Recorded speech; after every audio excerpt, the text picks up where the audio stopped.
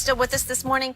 Chris, $42.8 million a year average salary for Russ. How difficult is it going to be to trade him? Look, I have the utmost respect for Russell Westbrook's game. I mean, what he's done with the triple-double is incredible. He will not only be a Hall of Famer, I think he's a legend for doing this. Unless people start doing averaging triple-doubles left and right. Like, this is legendary. However, if you trade for him, and I think every team most teams in the league know it, when you trade for Russ, you are trading for relevancy and to become significant and maybe a second, maybe a third round playoff team. That's what you're trading. You're not going to win you're not trading to win a title because the way he plays, he's not going to lead a team to a championship. Okay? So, with that said, I think there's only a handful of teams that'll be interested. Of course, Houston. I mean, they're interested in every big name. Can you imagine Westbrook, Chris Paul, and James Harden together? Well, they didn't have to trade Paul. I guess that they would get rid of one bad contract for another. And that's the thing. I don't see OKC. That would go against everything they're trying to do. Is to totally get rebuild. Chris. I know it would be one fewer year than Russ has, but still, that makes no sense. Yeah. So, Houston, that's ridiculous. Miami, they're looking for Hail Marys too. You know, so maybe would they do it and see if Russ and Butler will work? I don't really like it together, but possibly. The one team that's reportedly interested that I think should do it is Detroit. Detroit. Like, you're in the East, so you never know. And you have Blake Griffin and Russ. How would it work? At least one's a guard and one's a forward. And so you try it. Detroit was out of the playoffs, I believe, 7 straight years, irrelevant. And then they tried that, break it down, let's build, get lottery picks and all that. It failed. So then they go out and trade for Blake Griffin and try to, let's be good now. Right. So go get Russ. And you'll definitely be a playoff team, maybe a second-round team. And who knows? You get Russ, works some magic, plays well. Griffin's great. Yep. The East is not the West. Even though Milwaukee and Philly are good, it's not the West. So I think Detroit is the place. I am with you. It's very difficult. I kind of feel bad for Russ because he keeps trying to marry these guys and they divorce him after a short period of time. Skip. I feel bad for him, and it's hard to look at this and say this is not an indictment on his playing style. They might like him, but his playing style, they don't feel is conducive. Did you see what Kevin Durant's brand manager tweeted or Instagrammed? His is his brand, KD's brand manager. You didn't see? He Instagrammed that, I mean, it was harsh. Nobody wants to play with Russ. He said he doesn't care about winning. He just cares about his statistics. I mean, I don't necessarily agree with it, but it was harsh. And you can't help. I mean, this is KD's brand manager and friend. So you can't help but think that he's heard something from KD. Skip, he'll be 31 in November. And with 4 years left on that deal, 34, at the age of 34, he'll have a player option for $47.1 million. Skip, how unless you're trying to move, because he will put butts in the seats, because the triple-double is box office and people want to see that. But Skip, that's an albatross. The only worst contract is John Wall, because John Wall's not playing this year because he just retore his Achilles in February. That's the only worst contract. I don't know how. Miami, Jimmy Butler wants the ball. That's why Jimmy Butler didn't go to L.A. That's why Jimmy Butler didn't go to want to pair with anybody. Jimmy Butler wants to be a star again. He wants to be a solo act. He ain't trying to share the stage. He ain't trying to do no duet. Nope. He all about, hey, I'm solo, bro. I'm doing my own thing. And to put Russ, we wondered, how would James Harden and Chris Paul, can you imagine trying to put Westbrook and James Harden together, or Westbrook and Jimmy Butler together? Skip, that makes no sense. I just don't know how you do. But you got to move him because he's ticked off that he found out his name because I stayed when James Harden wanted out. I stayed when Kevin Durant wanted out, and he walked out the door and left you with nothing. And I say, I'm gonna ride with you. Look, if I don't win another title, I'm gonna give you everything I got, but I'm gonna stay loyal.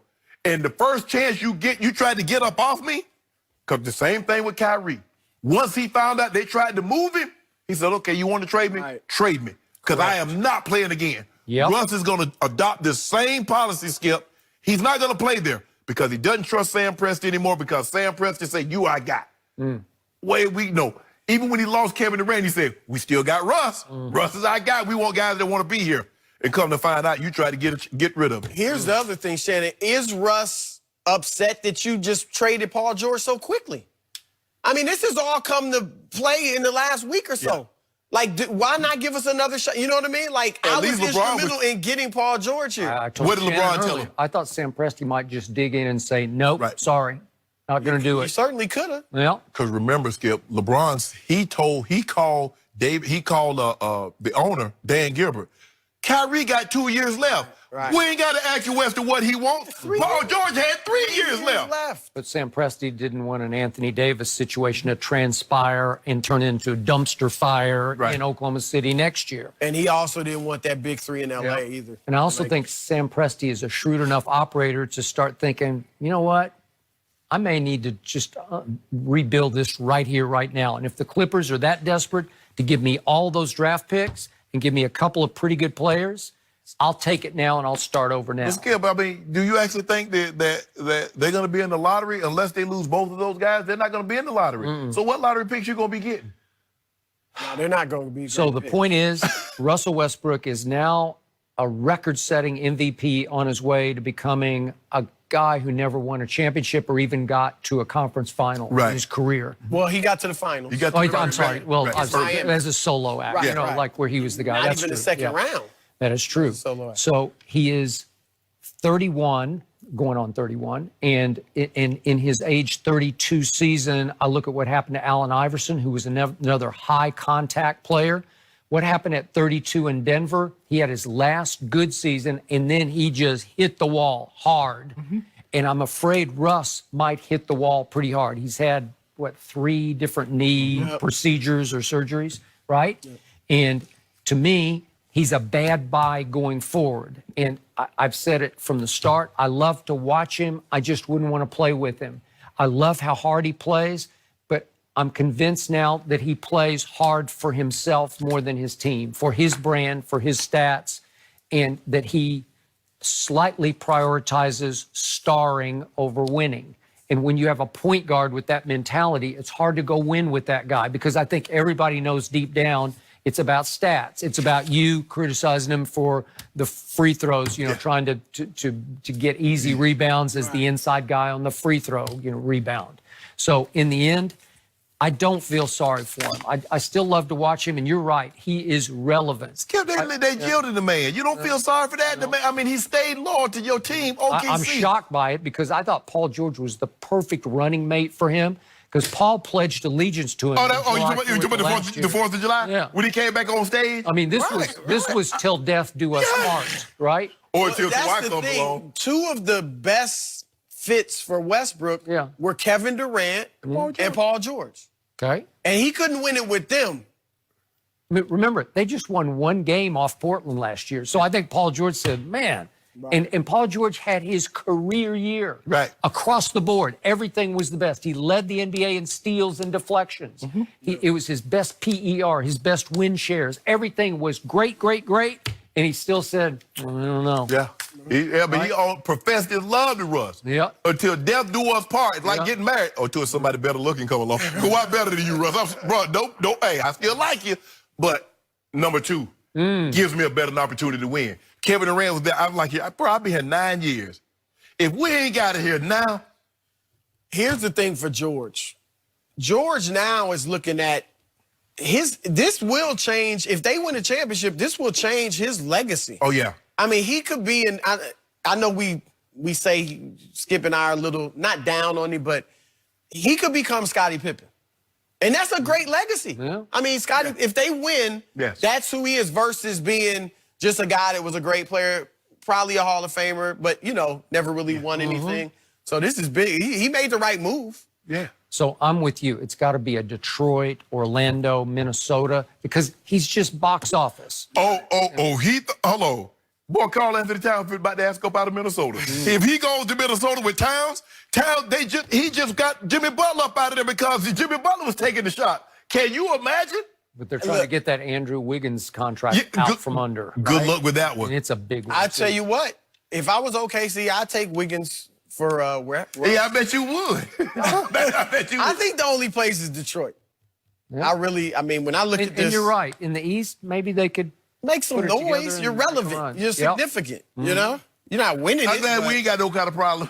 You know, my team ain't got no problems. Really? They ain't got no problem. got no closer. We working. We got a closer. Stop that. Stop. Got some age Stop. issues going on, but Stop. no problem. We got no problem. Oh, Skip, I'm telling you, listen to me. You asking for it. Leave the man alone. Do you want to see what he about to do? I'm trying to leave him alone so he can finish Space Jam. No. Oh, Can I ask you when the Clippers and the Lakers play? Who you? Spurs. I'm rooting for the Spurs. They can tie for all I care. I want this game to be on Criminal.